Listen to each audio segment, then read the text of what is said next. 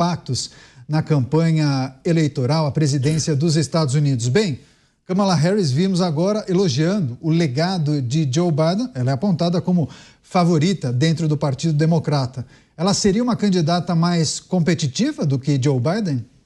Boa noite, Caniato. Boa noite, delegado Palumbo. Boa noite, Alan Gani. E boa noite à nossa audiência. Veja que imagem interessante que acabamos de mostrar. Kamala Harris elogia o legado de Joe Biden e tem que pedir aplausos porque ninguém se manifesta a favor. Ou seja, é um legado que parece imperceptível para a maioria do eleitorado, porque na hora que você tem que pedir para a claque começar a aplaudir é porque alguma coisa está errada, ou a fala não pegou. Então esse é o primeiro ponto que mostra o tamanho do desafio de Kamala Harris. Como ela vai mobilizar as pessoas em torno de um legado que ela acha que é o legado mais positivo dos últimos anos, mas não é o que o público parece perceber, apesar de ter sim deixado um bom legado na economia. Mas o resto não parece que está em sintonia com o que a população percebe do governo Joe Biden. Então esse é o primeiro ponto. O segundo ponto é que Kamala Harris é, sem dúvida, uma candidata mais competitiva do que Joe Biden, porque Joe Biden ia ter que passar a campanha inteira se justificando de que ele está apto a continuar a exercer a presidência dos Estados Unidos. E já a Kamala Harris não. Ela vai conseguir atrair um público muito importante para o democrata, que são jovens e minorias, né? Porque este era um nicho que Joe Biden tinha dificuldade.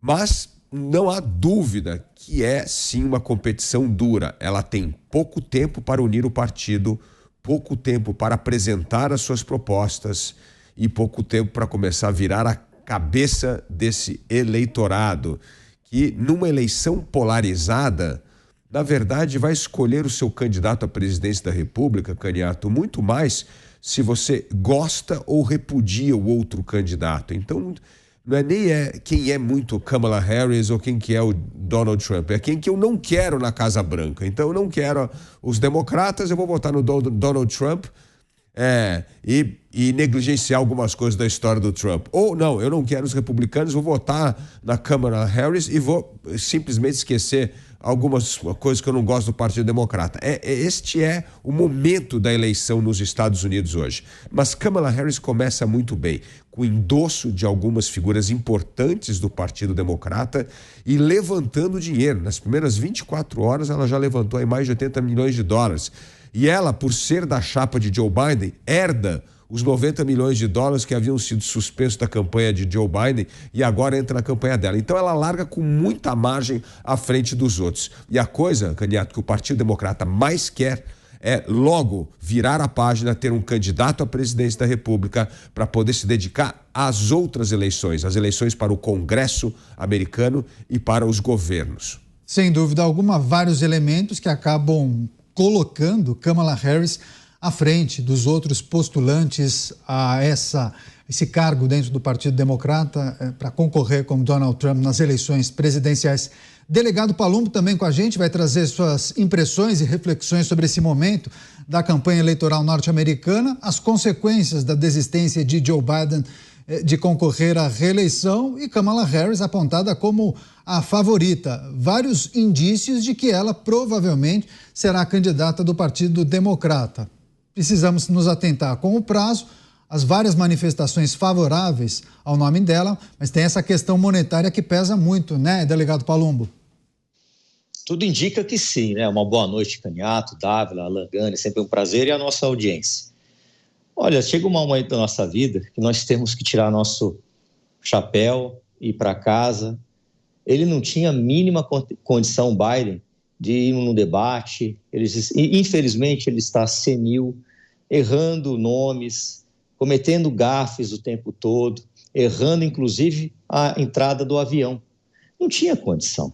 A gente não sabe se foi uma iniciativa dele ou se foi lá dos seus amigos e correligionários. A gente não tem essa informação. Mas tudo indica que o partido percebeu que ele não tinha a mínima condição e agora dá um up, dá uma renovação, porque ela é uma candidata de 59 anos, embora ela tenha muita rejeição, e eu concordo com o Dávila em tudo que ele falou, a gente tende a votar naquele que a gente gosta um pouquinho mais. Não significa que a gente gosta, né? Então a gente rejeita um determinado candidato e vai em um outro por falta de opção. Ela tem um lado contra, né? Porque a rejeição dela também é alta, isso pode gerar algum tipo de problema, mas ela tem plena capacidade de ir para um debate, enfrentar o Trump e assim tentar convencer os eleitores americanos a votarem nela. Pois é, o Alan Gani também com a gente aqui no estúdio em São Paulo. O Alan Gani fazendo aquela tradicional dobradinha, programas o 3 em 1, depois na sequência os pingos nos is, ou seja, ele já está aquecido para trazer suas reflexões sobre os temas importantes do dia. Gani, Partido Democrata cria um fato novo para viabilizar uma candidatura talvez mais competitiva do que Joe Biden, mas é importante considerar. Kamala Harris é uma figura talvez que pertença à ala mais progressista do Partido Democrata. Ela tem uma agenda com pautas que são rechaçadas, inclusive, por integrantes da ala mais moderada do Partido Democrata. O que a gente precisa considerar em relação aos muitos aspectos que deverão ser levados em consideração para viabilizar a candidatura e escolher um nome para brigar com Donald Trump. Ela é a favorita e tem chances de ganhar? Vamos lá, boa noite, Caniato, boa noite, Dávila e delegado Palumbo e audiência. Sem dúvida, em relação ao que é Joe Biden hoje, não o Joe Biden do passado, mas o de hoje, qualquer figura do Partido Democrata seria mais competitivo do que ele. Ele está com problemas de saúde, aparentemente problemas cognitivos. Aliás, se ele não disputar a presidência, como não vai já, disse que desistiu, então ele tem condições de se tornar e continuar presidente dos Estados Unidos atualmente, de governar os Estados Unidos. Olha que loucura, porque se é um motivo de saúde, se é uma questão cognitiva, a gente está falando ainda de 3 meses para as eleições, um pouco mais de 3 meses.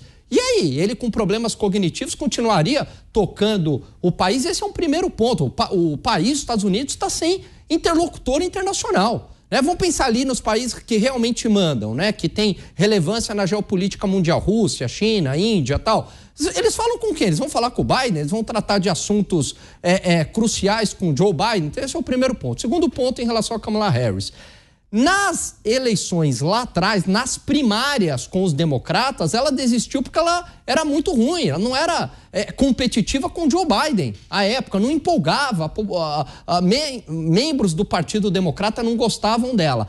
Tem um outro ponto que ela vai ter que driblar essa resistência, por quê? Porque dentro do Partido Democrata, ela é vista como muito à esquerda do Partido Democrata para os padrões dos democratas. Nos Estados Unidos, fazendo aqui uma analogia com o Brasil, né? Quem manda aqui no Brasil é o Centrão. Nos Estados Unidos, há uma convergência, né? Tem algumas questões ideológicas diferentes entre republicanos e democratas, mas se a gente pegar aqueles mais ao centro do Partido Republicano, George Bush é um exemplo, e o mais ao centro do Partido Democrata, então eu estou pegando ali o mais à direita do Partido Democrata e o mais à esquerda do Partido Republicano, então eu pego George Bush e Clinton. Eles são muito semelhantes em relação à condução da economia. O Clinton foi, apesar de democrata, liberal na economia, política externa, eles pensam de maneira muito parecida, os Estados Unidos sendo essa polícia do mundo, etc. Então há uma convergência, uma espécie de centrão ali, quem manda no negócio. E a Kamala Harris é o outsider à esquerda, né, que evidentemente desagrada tanto membros ali do Partido Republicano, né, esses mais moderados do Partido Republicano, também quanto os mais moderados do Partido Democrata. Então ela vai ter que também conquistar, né, ou convencer essas pessoas de que ela é uma opção viável, porque o nome dela ainda não está chancelado. E principalmente, caso seja ela, convencer o americano médio, aquele que não é muito ideológico ali do centrão dos Estados Unidos que quer que resolva o problema da vida dele. Ele não está muito preocupado com questões de ideologia de gênero, legalização das drogas, Antifa, Defund Police, que ela liderou esse movimento, né, apoiou tirar fundos da polícia, um absurdo. Esse americano médio não está preocupado com isso, ele está preocupado com emprego, com ter inflação, com questões imigratórias. Então, vamos ver também como é que ele vai responder a Kamala Harris. De qualquer modo, aumentou a probabilidade de vitória, ou melhor, diminuiu a probabilidade de vitória de Donald Trump. A Eurásia dava 75%, agora trabalha com 65%. Pois é, Luiz Felipe Dávila, o Gani traz uma reflexão que é importante que nós façamos, porque inclusive o presidente da Câmara dos Deputados nos Estados Unidos, o Mike Johnson, ele reagiu à decisão de ontem de Joe Biden e questionou, bom, se ele não tem condição de disputar a reeleição, de se manter na corrida eleitoral, por qual razão ele tem condição de comandar o país mais importante do mundo, os Estados Unidos? Essa é uma reflexão importante de ser feita e já há questionamentos, inclusive, no Congresso americano, mas também é possível verificar isso nas redes sociais, por exemplo. Há quem defende uma renúncia de Joe Biden, o que é pouco provável que aconteça, né, Dávila? Olha, a renúncia de Joe Biden mudou demais a imagem dele perante o público. Joe Biden, se insistisse a disputar a presidência da República, ia passar a imagem de um velho ranzinza teimoso que não abre mão, que não quer encarar a realidade. Pegado ao poder, né? Pegado ao poder, que não está pensando no partido, no país, só está pensando nele mesmo. Mas o ato dele abrir mão da candidatura presidencial coloca agora Biden não, como uma pessoa que mostra a sua grandeza, abriu mão, entende que não tem mais condições para governar os próximos 4 anos dos Estados Unidos e abre espaço para alguém dentro do Partido Democrata. Então, a meu ver, o que era um passivo político virou um ativo político com a atitude de Biden. Então, agora, Biden passa a ser uma pessoa que mostra a sua grandeza e desprendimento do poder. Então, a meu ver, isso vai ajudar o Partido Democrata e ajuda, sim, Kamala Harris. Então, esse é o primeiro ponto. Agora, este questionamento de que Joe Biden não tem condição para tocar a presidência dos Estados Unidos nos mais próximos 4, 5 meses, eu acho que isso é uma exploração mais política. É óbvio que não vai acontecer nada, né? Porque, no fundo, o Alan Gani sabe muito bem, os Estados Unidos é um governo institucional. Isso parece ideia de ditador, né? Quando é ditador, só tem uma pessoa. Não, agora tem várias instituições, tem os ministros, tem os pesos e contrapesos, tem a própria vice-presidente americana, tem um monte de filtros, né? Para não deixar tomar uma decisão absolutamente descabida. Então, a meu ver, a candidatura de Kamala Harris fortalece sim o Partido Democrata, transforma o Partido Democrata em algo mais competitivo. Mas o Alan Gani tocou num ponto fundamental. Esse voto hoje, ele é menos ideológico e mais pragmático. E tem 2 coisas hoje que preocupam os americanos. A primeira é a questão da imigração. Então, essa questão da imigração é sim o tendão de Aquiles dos democratas e principalmente de Kamala Harris, que foi uma pessoa que tocou essa pauta quando na Casa Branca. Então, este é sim um grande problema. E o segundo é a perspectiva futura com a economia. O que vai acontecer? Principalmente a questão da inflação. Então, acho que são 2 questões hoje que mexem diretamente com o cidadão americano. Entendo que essa eleição, Gani, ela é menos ideológica, tanto que o Partido Republicano não foi buscar um representante dos moderados republicanos, radicalizou ainda mais com a escolha de Vance, dizendo assim, gente, agora o negócio é o seguinte, nós estamos unidos aqui, não importa se você é moderado ou conservador, você está fechado com a gente. E a mesma coisa está acontecendo no Partido Democrata. O que o Partido Democrata quer hoje é uma liderança capaz de unir o partido e acabar com o ruído que surgiu com a história de Joe Biden não ter capacidade para governar os Estados Unidos. Isso significa que o partido tem que trabalhar agora as eleições para o Congresso norte-americano, que na verdade vai disputar todos os deputados e 1/3 do Senado, e ainda tem mais 3 governadores que também disputam, 3 estados que vão disputar a eleição estadual. Então é muito importante o partido estar unido. E esse endosso de Nancy Pelosi, que foi presidente da Câmara, uma figura importantíssima no partido, e do casal Bill e Hillary Clinton, é sim algo importante. Falta o Obama, né? Exatamente, falta o Obama. Mas eu acho que é algo que vai, nos próximos 3, 4 dias, vai ter esse apoio unânime. Por quê? Porque a gente não pode esquecer que a escolha oficial do candidato democrata está nas mãos de mais ou menos 4 mil delegados que vão votar na convenção. E esses delegados tinham compromisso de votar em Joe Biden. Agora eles não têm compromisso de votar em ninguém, eles podem votar em qualquer figura. Então, se mostrar essa unanimidade entre os grandes caciques da política democrata, provavelmente esses 4 mil delegados vão endossar a escolha desses caciques, né? E o Economist traz uma frase que me chamou muita atenção, que Kamala Harris é uma figura que pertence à máquina do partido, ou seja, ela é a pragmática que veio crescendo ao longo do partido. O Alan Gani lembrou muito bem, ela perdeu as primárias há 4 anos atrás, mas como vice-presidente, ela foi ganhando certo espaço, principalmente junto ao Partido Democrata, e hoje, no momento em que Biden abriu mão de sua campanha e endossou o nome de Kamala Harris, ali praticamente criou ali um tipo de corporativismo partidário apoiando ela.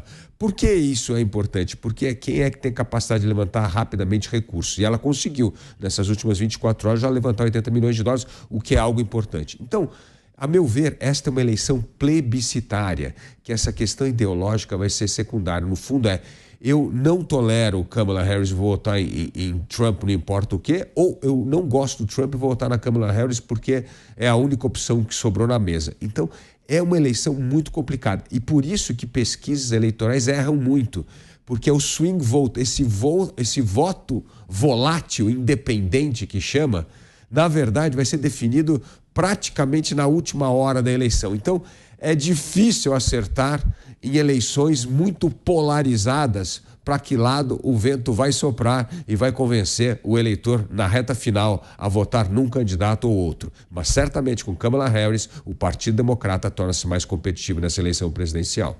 Pois é, sem dúvida alguma. Agora, delegado Palumbo, isso mexe também na dinâmica da campanha eleitoral republicana, né? Porque me parecia muito mais cômodo para Donald Trump ter Joe Biden como seu adversário. Agora, a desistência de Joe Biden talvez tenha um percentual de culpa de Donald Trump, que sempre fez discursos atacando o presidente norte-americano, fez muitas postagens de vídeos, né, compilando aquelas cenas de tropeços, esquecimento, trocando o nome de um, de outro, enfim. O Joe Biden contraiu Covid, foi para sua casa na praia, refletiu, decidiu desistir. Enfim, talvez a maneira incisiva como Donald Trump sempre se referia a ele, talvez tenha ajudado nessa reflexão e nessa decisão. Agora, muito possivelmente, ele vai ter uma pedra no sapato, tendo Kamala Harris como sua adversária, né? Também acho isso. Mas eu não acredito que o Biden vai renunciar, isso acho que está fora de cogitação. Ele já teve um gesto de humildade monstruoso, que é deixar você de ser presidente dos Estados Unidos, um dos países mais importantes do mundo. Ele já recuou. Então, agora eu acho muito difícil. Agora, o Trump, ele sempre foi de atacar todo mundo, né? Tanto é que, quando anunciaram o nome da Câmara, ele já falou que agora vai ser mais fácil. A soberba precede a queda. As eleições se ganham no último dia, no voto. Como bem disse o Dávila, o Alan Gani. Não é desse jeito, não. As coisas não estão definidas. Eu apostei no Trump no momento que ele foi vítima daquele atentado e por causa do Biden, por causa da serenidade dele. Ele está completamente fora da casinha. Agora, com a Câmara, não. Aí já começa a mudar. Ela vai ter as mesmas condições de concorrer com ele, de debater com ele, de colocar as suas ideias e tentar buscar a presidência da República numa vitória. Você acha que essa campanha começa do zero, Alan Gani? Ou o Trump ainda está um pouco à frente de Kamala Harris, se ela for confirmada?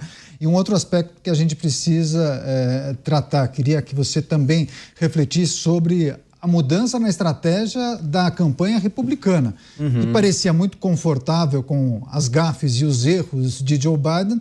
Agora, Kamala Harris, sangue novo na jogada, pelo menos ela é apontada como favorita. Mas a gente já observa, pelo menos, a campanha republicana dando pistas de qual será a tônica, possivelmente atacando muito Kamala Harris, tentando colar a imagem dela à administração questionável por parte dos republicanos de Joe Biden. Exatamente, Caniato.